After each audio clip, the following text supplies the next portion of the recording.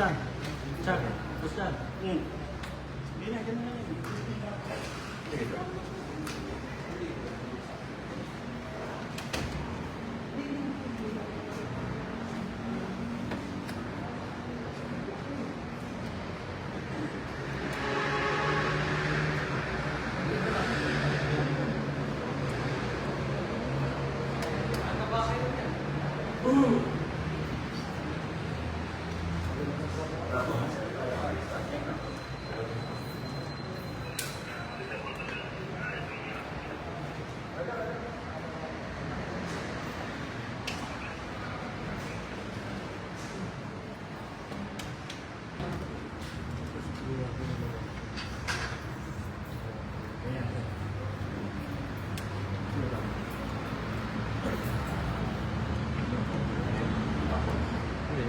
Mapul nga, kaya mapul nga.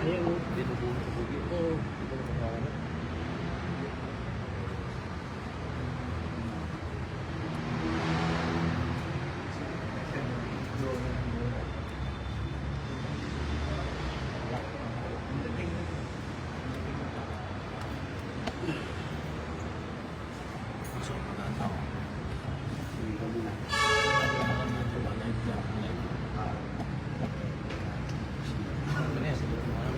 Dalawa yun eh. Dalawa.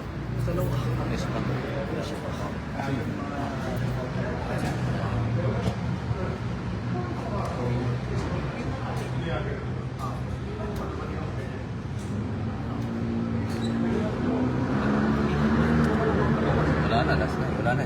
Dalawa yun sa parang. Nandiyan pa sa parang.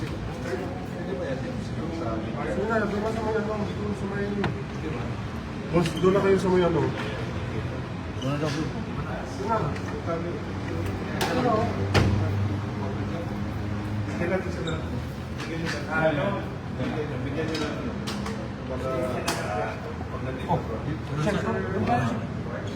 Alright, mag-reaction tayo dito mga kababayan, no? Kasi tinuluyan na pong kasuhan itong si Senator Marcoleta.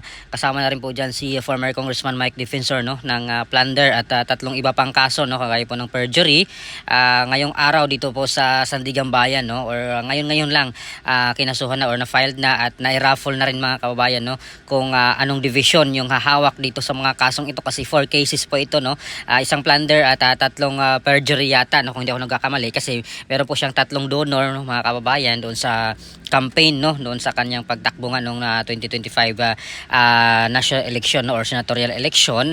At yung first case mga kababayan ay napunta doon sa 3rd division daw mga kababayan, no. So ito yung kinakasuhan si Senator Marcoleta, si former Congressman Mike Defensor at yung mga donor pang iba niya kagaya po ni Joseph Espiritu at Aristotel Giray, no, mga kababayan. So abangan natin, no, kasi mabilis po itong maglabas ng warrant of arrest, no, ang Sandigan Bayan kagaya po nung pag-file nila ng kaso laban kay Senator Jingo Estrada na ilang araw lang, no, ay lumabas din agad yung warrant of arrest, no. At tingnan natin kung ano po kaya ang gagawin dito ng Iglesia ni Cristo, no, kung magrarally ulit sila kasi mukhang hindi po natitinag itong ombudsman, no, dito sa 3 araw, no, na rally ng Iglesia ni Cristo, no. First doon sa EDSA People Power Monument na biglaan nga po at nagulantang yung PNP dahil biglaan yung kanilang rally, no, at hindi po talaga na-detect ng intelligence, no, ng gobyerno yung gagawing rally mga kababayan. At hanggang dito sa Liwasang Bonifacio kasi na-revoke yung kanilang permit doon sa Quezon City ay pumunta sila dito sa Liwasang Bonifacio mga kabayan. At tinapos po bigla naman kagabi yung kanilang rally, no, at nag-uwian na rin yung ibang tao. At ngayong araw nga ay final na ng ombudsman yung kaso, no, yung plunder at iba pang kaso or mga kaso laban dito kay former Congressman Mike Defensor, Senator Marcoleta at dalawang iba pa, no, na mga private individual mga kababayan. At para po sa aking opinion, no, talaga ay hindi talaga natitinag, no, itong ombudsman at talagang tutuluyan nilang ikulong itong si Senator Marcoleta, lalo na rin po itong si former Congressman Mike Defensor na napaka-vocal din po, no, sa kanyang pagtuligsa dito sa nangyayaring korupsyon, no, lalo na itong mali-malitang deliveries ng mga pera doon sa mga politiko, no, mga kaubayan. At ito yung sa tingin ko, no, para matahimik sila, para hindi na po nila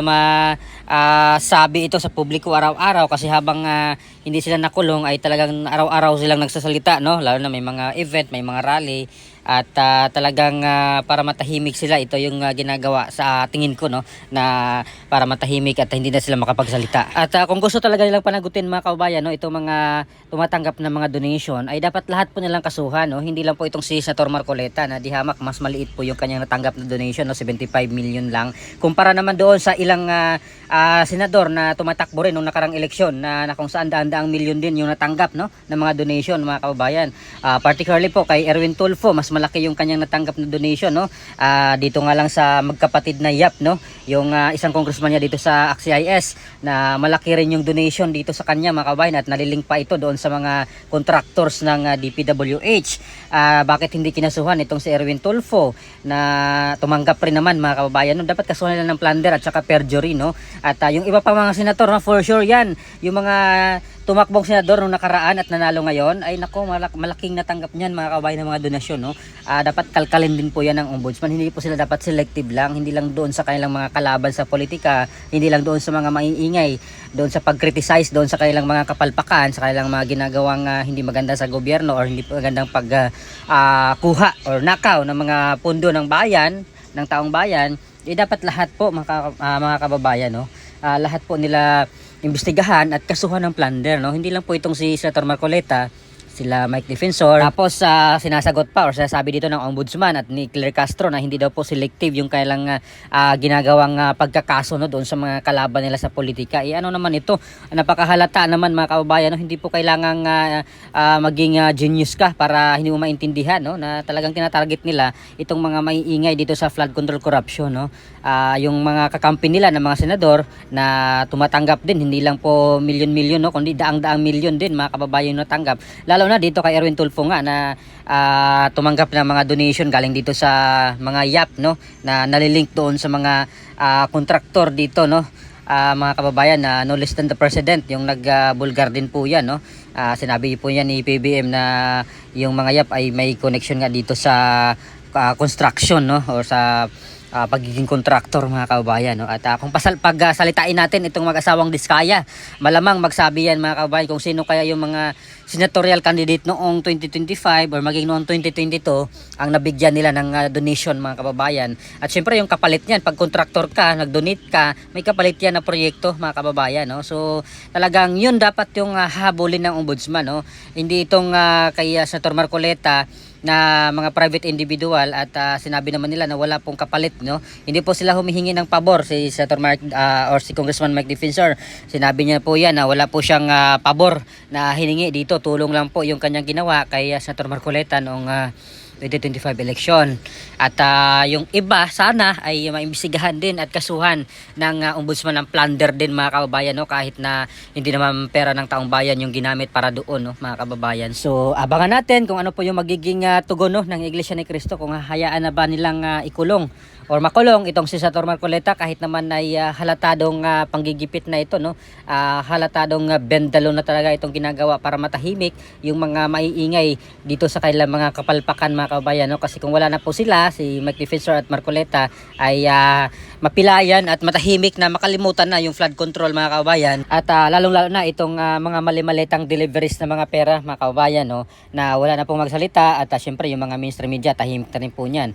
At wala na po si Mike Defensor, no, wala nang magsasalita. At sabi nga ni Senator Robin Padilla ay iniisa-isa na nga rin po sila, no. May mga kaso na rin po sila. Si Senator Amy ay talagang uubusin talaga sila dito, mga kababayan, no, yung mga minority senators ngayon, kasi talagang sila yung kumukontra dito sa ginagawa ng gobyernong ito. So ano po masasabi dito, mga kababayan, no, sa ginagawa ngayon ng ombudsman, na tila hindi po natinag, hindi po nasindak yung ombudsman sa pagkaso dito, no. Tinuluyan na po nilang kasuhan ng plunder case at mga perjury cases, no, kasi per donor, mga kababayan. So meron pong 3 donor, kaya meron po silang mga iba-ibang kaso, mga kababayan, at nairaffle na dito po sa Sandigan Bayan At abangan na lang natin dito kasi mabilis po ito maglabas ng warrant of arrest ang Sandigan Bayan, no? Kung ano pong magagawa ng Iglesia ni Cristo dito sa kasong plunder mga kababayan na na-file na at na-raffle na. So please comment down below ano masabi nyo. Maraming salamat. God bless po sa ating lahat.